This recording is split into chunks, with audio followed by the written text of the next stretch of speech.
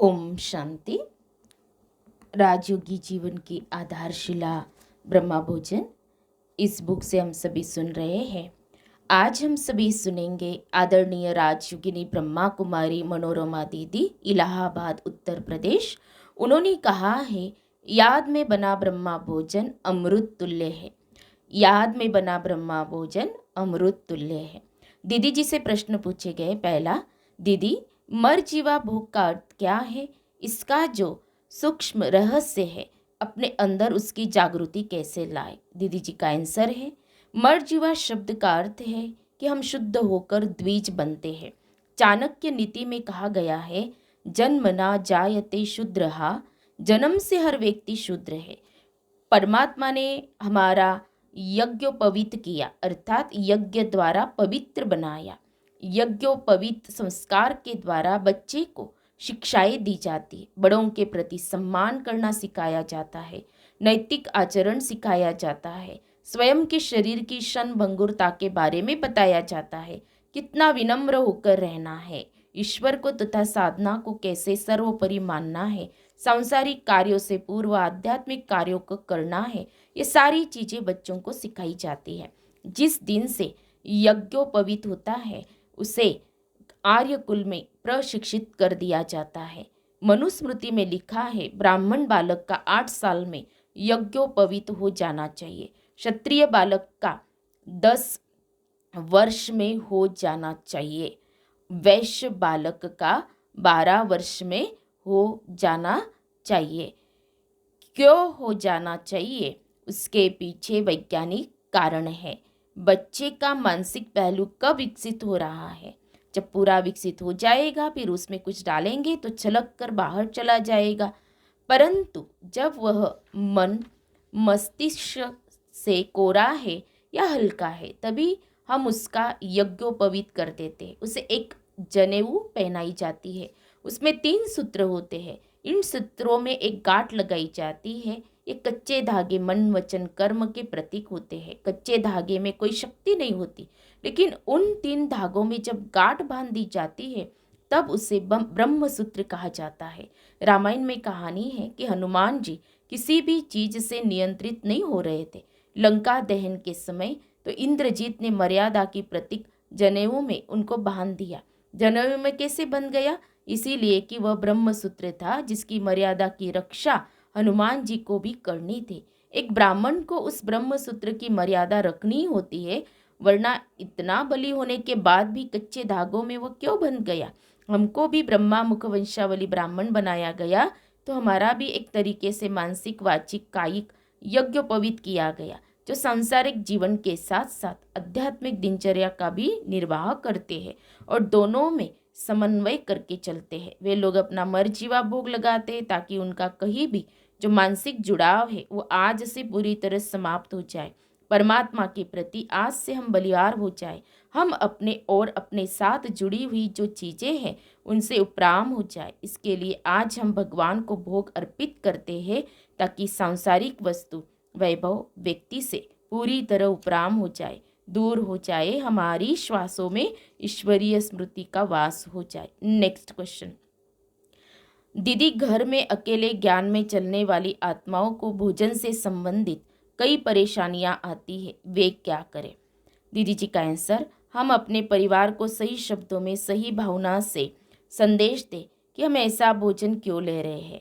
जब हम परिवार को वैज्ञानिक दृष्टि से समझाते हैं तो वे इस बात को स्वीकार करते हैं। अगर गुरु नानक देव जी रोटी और पूरी को दबाकर एक क्रोधित जमींदार को ये बोध करा सकते हैं कि ये परिश्रम की कमाई है और ये हिंसक कमाई है, दोनों में अंतर है, तो हम भी अपने घर वालों को समझा सकते हैं। जब तक हम परिवार को समझाने में सक्षम नहीं हो जाते, तब तक उनके नकारात्मक प्रकंपन परेशान करते हैं। अगर आपको याद हो तो पुराने जमाने में लोग एक लकीर खींचा करते थे, राख से या गोबर से। खुले में लकीर खींचकर वे उस क्षेत्र को एक तरह से प्रतिबंधित कर देते थे कि अंदर नहीं घुसो। चप्पल लेकर उतनी जगह में कोई भी प्रवेश नहीं करेगा। वह स्थान कीटाणु मुक्त किया जाता था। अगर हमारे प्रकंपन शक्तिशाली और सकारात्मक है, तो घर में रहने वालों के प्रकंपन हमारा विरोध नहीं कर सकते हैं और उनका प्रभाव हमारे ऊपर नहीं पड़ सकता है। नेक्स्ट क्वेश्चन दीदी, सेंटर पर दादियों ने इन बातों पर बहुत ध्यान रखा था कि जिनकी धारणा पक्की है उनकी आय से ही खाना बनता था।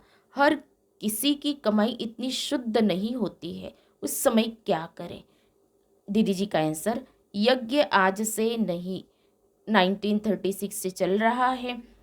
साकार बाबा ने बहुत स्पष्ट शब्दों में कहा है, धारणा में कोई समझौता नहीं। मेरे फादर अधिकारी थे, उनको बाबा ने बहुत साफ शब्दों में लिखा था, किसी भी तरह का अनैतिक धन तुम अपने भोजन में नहीं लेना।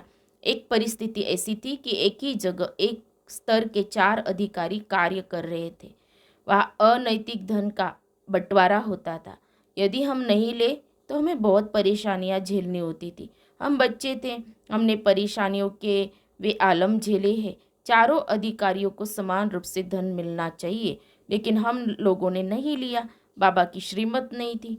हम ऐसे घर में रहते थे जिसमें लाइट नहीं थी, लैंप जलाया करते थे।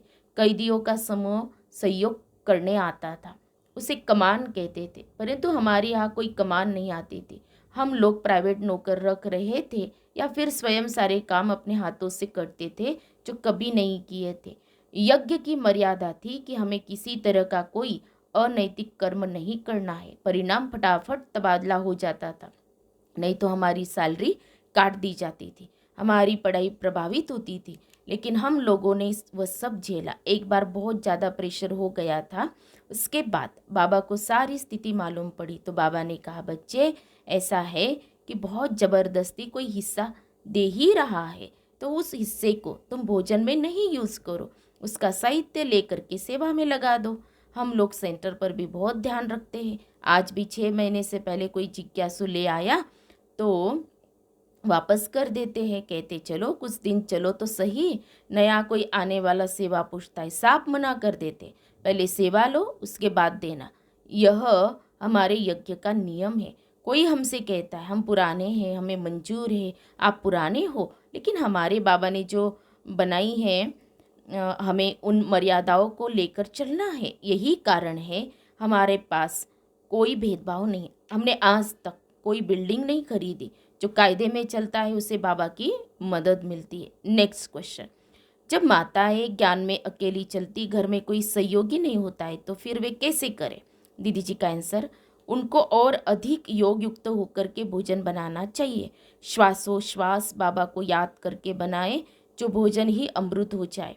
उनका बनाया भोजन न केवल उनके लिए अमृत होगा बल्कि उनके पूरे परिवार के लिए अमृत हो जाएगा। वो केवल भोजन से बिना ज्ञान सुनाए ही पूरे परिवार को बदल सकती है।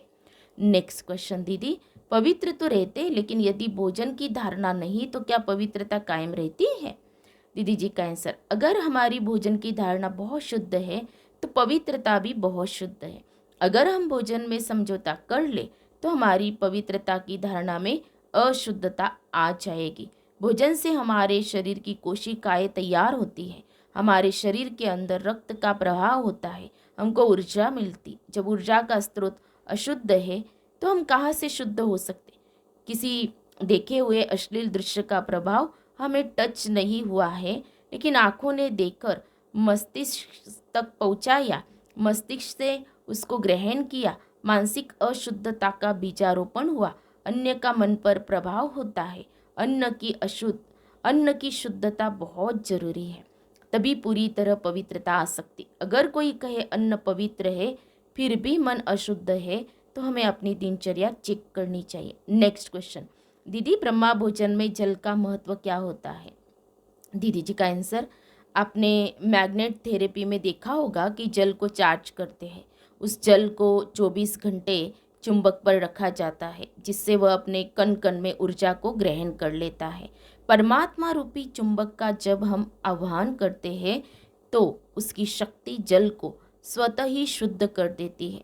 जल को ऊर्जावान बनाने के लिए हमें शुद्ध संकल्प करना पड़ता है।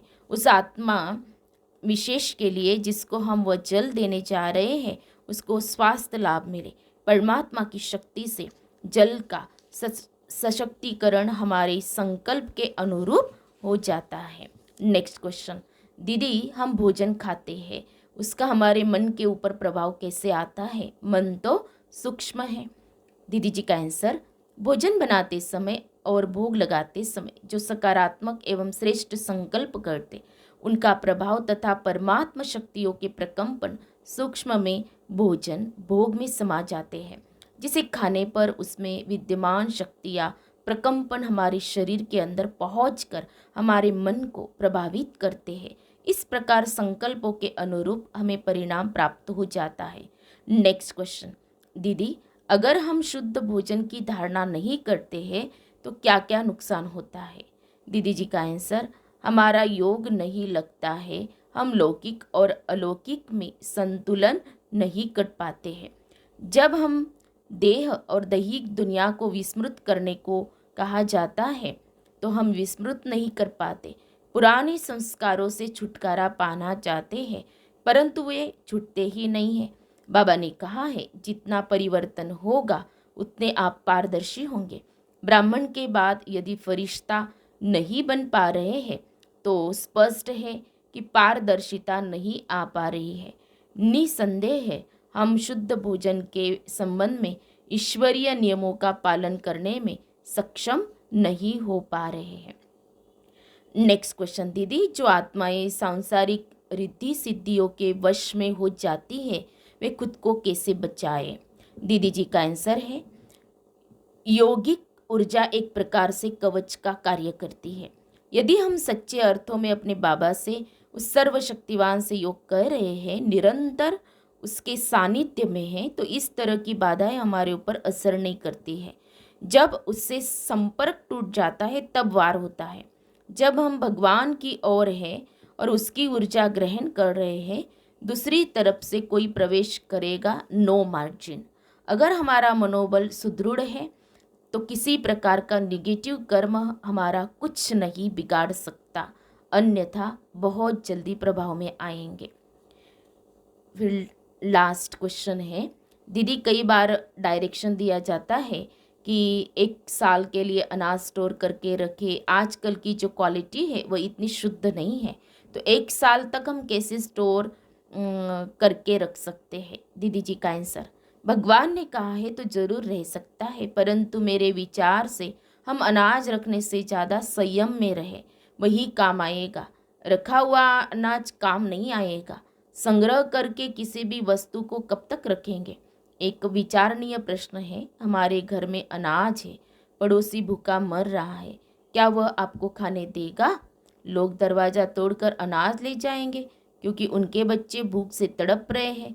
तो जब कुछ भी नहीं होगा तब आपका अनाज क्या करेगा? उस समय आपका संयम काम आएगा। अगर आज 6 रोटी खा रहे हैं तो 2 से गुजारा करना सीखो। यदि 2 खा रहे हो तो आधी से भी गुजारा करके देखिए, वह संयम आपके काम आएगा। आज 4 गिलास पी रहे हैं, कल कुछ कम में गुजारा करना सीखो। अभी से आदत डालो। मिनरल नहीं मिल रहा, क्या फर्क पड़ता है? जिन फलों को आप बाजार से ले आते हो बड़े अच्छे नज़र आते हैं, अगर 24 घंटे रख देते हो तो उनका रूप खराब हो जाता है।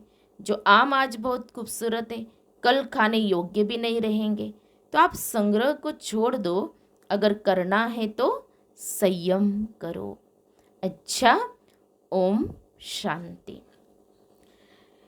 तो सभी प्यारे भाइयों और बहनों, जो राजयोगी जीवन की आधारशिला ब्रह्मा भोजन इस बुक से जो सभी सुन रहे हैं, तो अभी तक 36 इसके पार्ट हो चुके हैं। तो जिन्होंने पहले जो पार्ट पढ़े गए हैं और जो सुने नहीं हैं फर्स्ट से लेकर आज तक के, तो वे ज़रूर सुने। आगे और भी है, और भी पढ़ा जाएगा और आपको सुनाया जाएगा। अच्छा, ओम शांति।